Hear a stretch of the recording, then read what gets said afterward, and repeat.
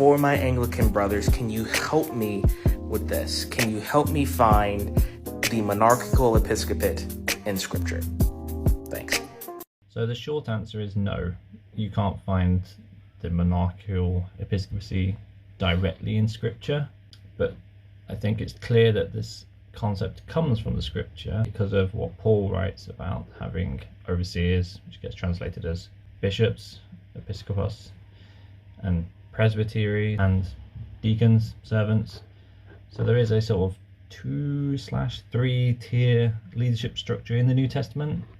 I know that's debatable as well, because the episcopos and the presbytery sometimes get used interchangeably, so it's whether that's a single role or a group of people or two separate roles. It's a little hazy. This is when it helps to look at church history and the early church fathers, because they do help shed a little bit of light on this, or at least we can see how the practice was understood in the late 1st century to early 2nd century. And I think it's especially helpful when those people who are writing about this are people that were known to be disciples and companions of the Apostle John, like Ignatius of Antioch and Polycarp of Smyrna. So in my mind, if these guys knew John and they were potentially sort of ordained by him into their position, then they would be following a leadership structure that he would approve of and possibly instigated and put in place. And then we also have the earlier text, the Didache, from between 50 to 70 AD. Some scholars put it, some say a bit later, but it's well accepted to be around that time. And there you've got the interesting crossover of talking about how to deal with itinerant apostles and traveling preachers, and also how to select for yourself bishops. So in chapter 11 of the Didache, it says, "Let every apostle that comes to you be received as the Lord, and when that apostle goes away, let him take nothing except but bread until he lodges." And in a general sense, whoever comes to teach you all of these things, meaning the gospel and the truth of the scriptures, receive him. But concerning apostles and prophets, according to the decree of the gospel, do what they say, because they know. And in chapter 15, you have about bishops and deacons. So the Didache is talking in the 2-tier structure, which I think is an interesting thing, that bishops and deacons were seen as the only 2 roles, and then only maybe 50-ish years later it's become a 3-tier structure. So chapter 15 says, "Therefore appoint to yourself bishops and deacons worthy of the Lord, men meek and not lovers of money, and truthful and proven, for they also rendered to you the service of prophets and teachers."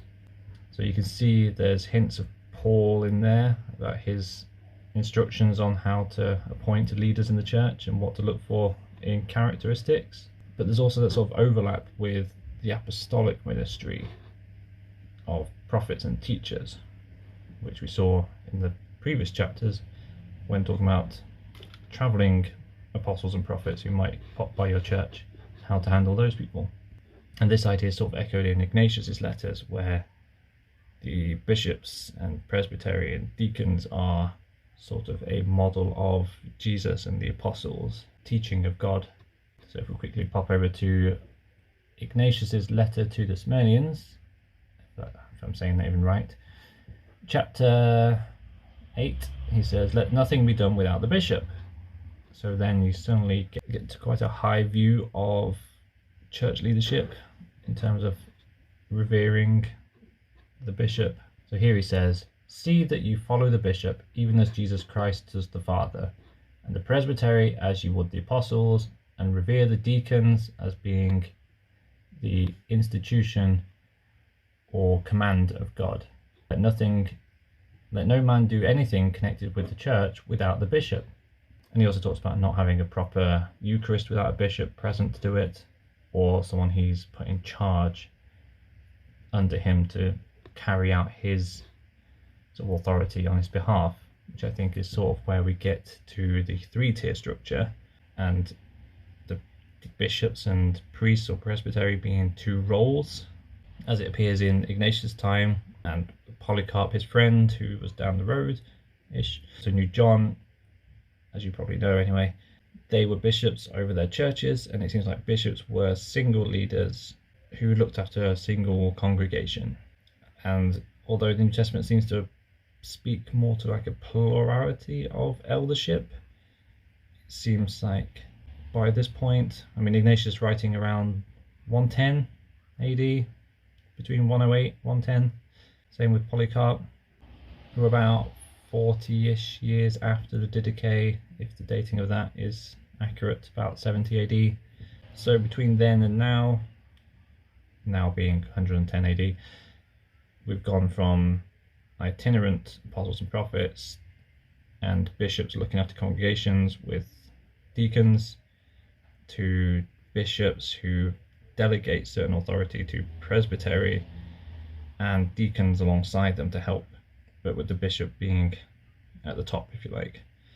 It also appears that as you read more through history, that as the dioceses, the areas that the bishops were looking after grew, and the churches grew, and more people became Christian and things like that, that one man wasn't enough to look after just one church. So more churches joined the area. The bishop then delegated that responsibility to the priests or presbytery, looked after the individual congregations with deacons, and the bishop would be more like the itinerant apostles again. So, or like how Paul oversaw groups of churches with writing his letters.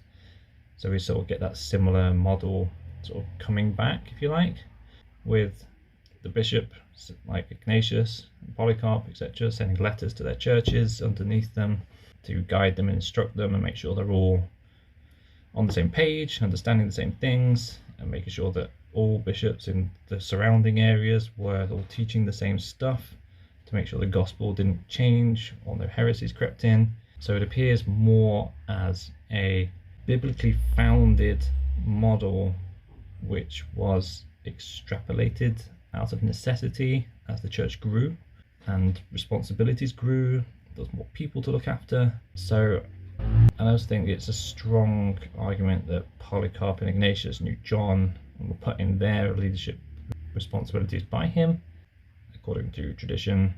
And if they're leading like this and teaching like this, sort of within John's lifetime, just about, then I find it very hard to believe that they suddenly corrupted everything and went about and did their own thing, completely abandoned apostolic teaching within like 5 to 10 years of John dying. And then they're just like, oh, okay, we'll just make up our own leadership structure now, as if no one will notice what has been established for like 40, 50 years before them. So the sort of apostolic link between them, between the apostles and Ignatius and the early church, I think is a strong sort of bridge of argument to say that this is a sort of apostolic teaching, something that was instituted apostolically, and necessity made it have to be adapted, but it wasn't just invented out of thin air. I also have this book, From Apostles to Bishops, The Development of the Episcopacy in the Early Church, by a Roman Catholic guy called Francis A. Sullivan. Now he writes from a Roman Catholic perspective, but he's speaking to everyone who's interested in patristics in the early church and how this development happened. He speaks to Protestants in the text, so it's not just this is the Catholic view and the only way right. He's speaking in terms of a historian looking at this view and this issue. So I'll read a little bit from him in this book, which sort of reiterates what I've already said previously, to give a scholar's opinion, if you like. The question whether the episcopate is of divine institution continues to divide the churches, even though Christian scholars from both sides agree that one does not find the threefold structure of ministry with a bishop in each local church assisted by presbyters and deacons in the New Testament. They agree rather that the historic episcopate was the result of a development in the post-New Testament period, from the local leadership of a college of presbyters, who were sometimes called bishops, episcopoi, to the leadership of a single bishop. They also agree that this development took place earlier in the churches of Syria and Western Asia Minor, more than it did in those of Philippi, Corinth and Rome. Scholars differ on details such as how soon the Church of Rome was led by a single bishop, but hardly any doubt that the Church of Rome was still led by a group of presbyters for at least a part of the 2nd century. He then continues to talk about whether this is a divine instituted structure, and obviously that's something we can't fully answer from his book or from anything. That's the way history went, and as far as I'm concerned, it's got early enough links to apostolic roots for me to think that this was the right way that the church was put up to run. And I come from a non-denominational evangelical background, and I studied and read the early church fathers, and it changed my mind on the episcopacy, and now I'm all for it. I think it is a God-ordained way for the church to be structured and run. Whether it's the only way it has to be run, I don't know, but I think it should at least follow that 2/3-fold structure that we see from the New Testament and the early church in some form, although I do think apostolic succession does play a role in that and the authority that comes through that, but that's a whole other topic. So to answer the original question, no, it's not in the New Testament specifically, but the sort of early seeds of it are, and I think it's up to you whether you accept the development and early church practice and their close links to the apostles who were writing about this structure and practicing it, to how much you weigh that into your decision of accepting it.